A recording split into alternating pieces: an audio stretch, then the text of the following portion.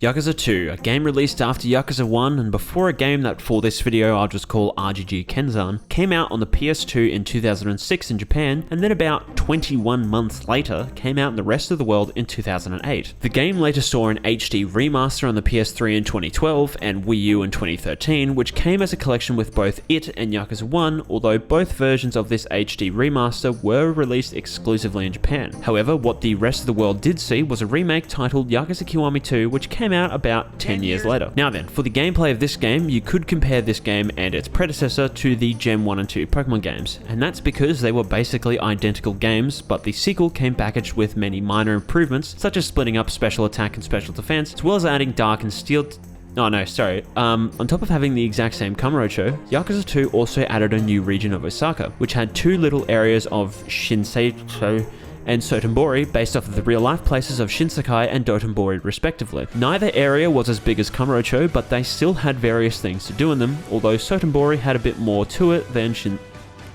did. Unlike the English version of the first game, this game only had the Japanese dub available, as there was never an English dub. Then it also had something that was also probably a problem in the very first Yakuza game, but I couldn't be bothered to verify it while I was typing on the script, but the enemies in Yakuza 2 for some bizarre reason are just literally always walking backwards directly away from you. You have to like chase after the enemies instead of them coming to you. It was annoying. Besides that, the game also featured a different story and soundtrack as one might expect. And then that was pretty much it for differences from the original. I don't mind though, to be honest. I actually kind of like a sequel that basically plays the exact same, only with a bunch of improvements and additions, although I've recently learnt with The Legend of Zelda that apparently everyone wants every game to be completely different from one another. So then, is Yakuza 2 different enough from Yakuza 1 to get those sort of Breath of the Wild Tears of the Kingdom haters on board? I mean, yeah, probably, because I way prefer Yakuza 2 over 1. Although, while a lot of that was down to gameplay, I also prefer the story of the second game over the first. They do always rely on the same sort of annoying tropes, but in comparison to the first game, Yakuza 2 tries a little harder to actually write plot points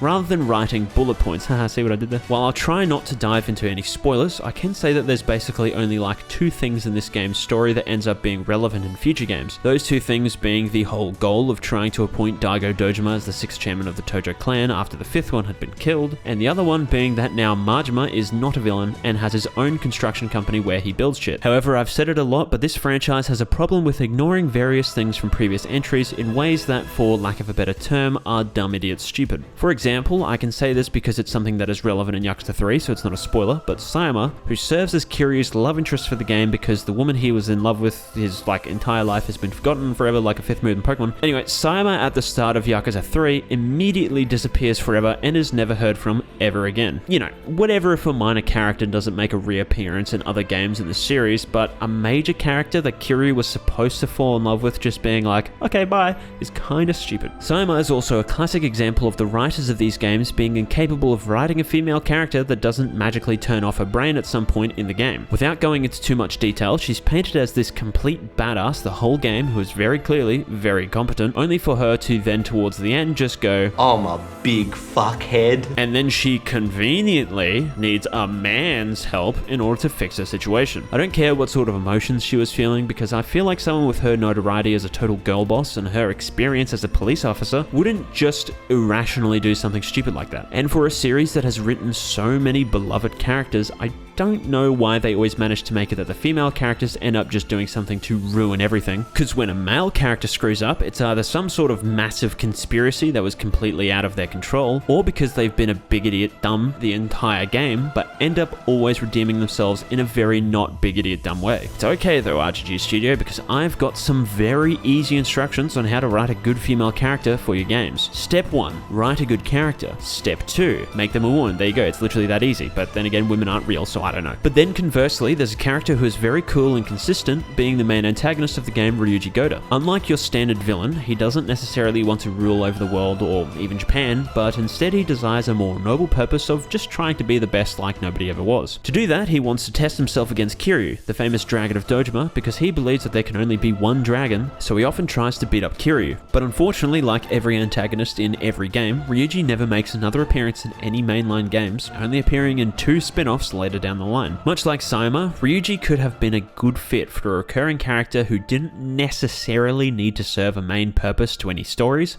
but their additions would have made for some interesting moments. For example, Sayama could have acted as Kiryu's Osakan variant of Date, serving as a reliable buddy in the police force who's willing to help out Kiryu's in places where Date might struggle to help. Ryuji also could have continued his pursuit of strength by showing up every now and then in later games just to pick a fight with Kiryu, or Kiryu could have had a similar relationship with him to what Kazuma and Terada had in the first game, where Ryuji's his Omi Alliance buddy, but I digress. The soundtrack is another great thing about this game, although there is something about it to take note of. A lot of people still complain that the Kiwami remake of this game didn't have a lot of the songs that appeared in the original version, whether they were rearrangements of the songs or just the songs as they were. The reason for that is quite simple. Of the 27 songs featured in the official soundtrack, 16 of them were done by people who don't work at Sega, being 3 lads, Hideki Sakamoto, Norihiko Hibino, and Takahiro Izutani. Then 10 of them were done by Hidenori Shoji, the main guy behind the first game's soundtrack, and a whole lot of others, who throughout the life of the series has always worked for Sega, even still to this day, making songs for the games. Yakuza 1, on the other hand, had 4 songs that weren't composed by Hidenori Shoji, with only 2 of those 4 being rearranged for Kiwami. I don't know the specific details of the behind-the-scenes stuff, but rather than paying 3 composers who they haven't worked with for many years, they instead just got the people that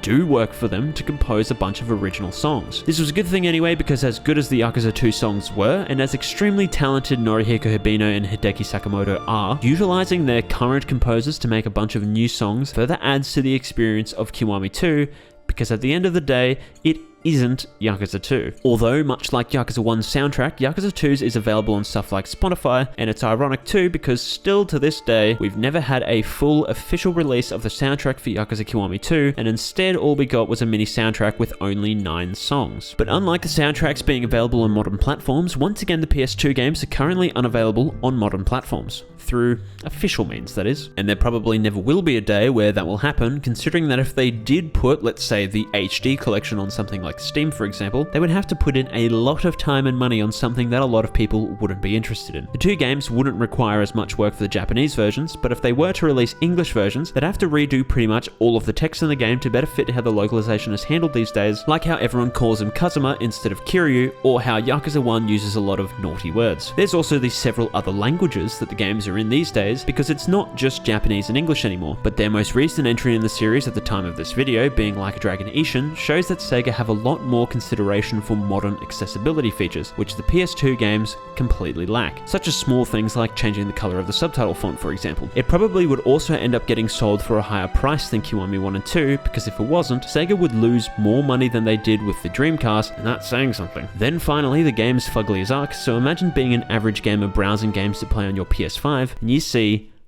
this. But much like the first game, it is definitely an interesting experience to go back to this game as a fan of the series. I would also definitely say that everyone who tells you to play both PS2 games are dumb, because what they should say is to play Yakuza 2, because holy shit is it way better than Yakuza 1. Also, there are 2 considerations with the original PS2 game, and that is whether or not you want to play it in English, or if you want it to actually be playable but in Japanese. I for one picked the Japanese option, but I mean, it's up to you. If you're willing to go through the effort of getting the PS2, PS3 or Wii U versions of these games, you're absolutely allowed to. I don't actually give a single fuck what you do, but my personal recommendation would be to not play the PS2 version, or even the PS3 version, or the Wii U version. Hell, I wouldn't even suggest getting Kiwami 2. And that's because what I would suggest you get is The Legend of Zelda Tears of the Kingdom, because that game slaps. It's literally Breath of the Wild 2. How is that not the ultimate recipe of a good video game? Now, with all of that being said, I hope you enjoyed the video, and if you didn't and you hit dislike, the next video, which you should subscribe so you can see it right away, hey, will be on the first spin-off, the first PS3, and the first Japanese exclusive title in the franchise, being Ryuga Gotoku Kenzan.